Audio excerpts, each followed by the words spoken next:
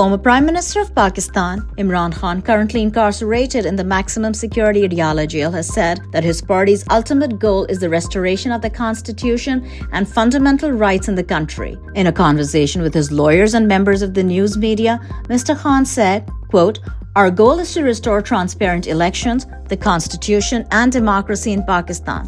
We want democracy to be reinstated in the country, rule of law revived, and suspended basic human rights restored," end quote. Pakistan has witnessed unprecedented state violence against Mr. Khan and his political party following the toppling of his government in what he has declared as a soft coup led by then Army Chief Qamar Javed Bajwa. Mr. Khan has now been in jail for 529 days and has not been seen in public during this time. Pakistan's powerful military intelligence agencies have imposed an unannounced ban on Mr. Khan's statements in the media. His messages are shared through his family or members of his party through his Twitter account.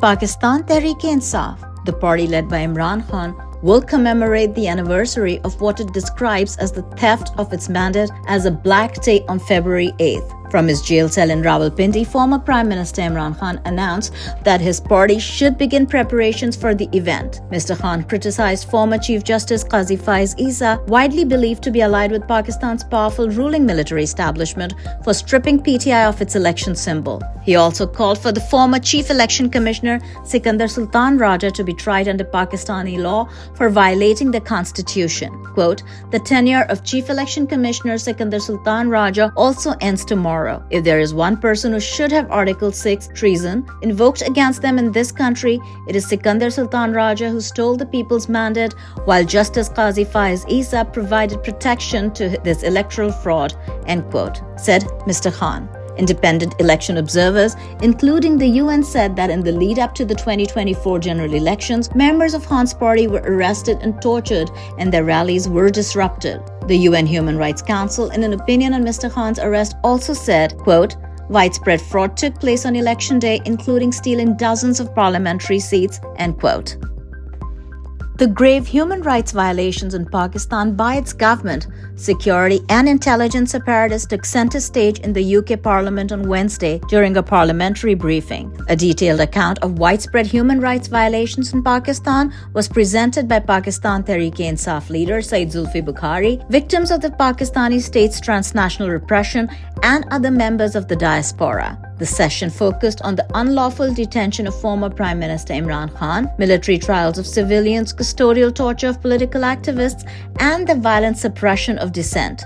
Zulfikar Bukhari, the PTI leader, highlighted the findings of the United Nations Working Group on Arbitrary Detention, which issued 6 key recommendations, including the immediate release of Imran Khan and compensation for his unlawful imprisonment. Quote, "After our government fell, the primary tactic used to break down our party was torture, whether physical or mental. We had 13,000 people incarcerated. To this day, senior leaders, including women, remain imprisoned," end quote, Bukhari revealed. The Pakistani diaspora has mobilized to sensitize the world about the country's descent into a brutal authoritarian dictatorship. A congressional briefing is also scheduled in the US next week by Pakistani Americans. Palestinians in Gaza are celebrating after mediators confirmed a ceasefire deal has been reached between Hamas and Israel after 15 months of war. The truce is set to take effect on Sunday, January 19th. Occupational Israeli forces, however, are continuing with their attacks across the Gaza Strip, killing at least 30 Palestinians in the enclave since the agreement was announced. Hamas official Izzat al-Rishq says the deal reached in the Qatari capital Doha meets all of the Palestinian group's conditions, including the full withdrawal of Israeli forces, the return of displaced people to their homes, and a permanent end to the war. The occupational Israeli forces' war in Gaza has killed at least 46,707 Palestinians and wounded 110,265 since October 7, 2023. The deal, which was originally agreed to in the summer, was pushed through after President-elect Trump pressured the Israeli leadership through his presidential envoy to accept the deal.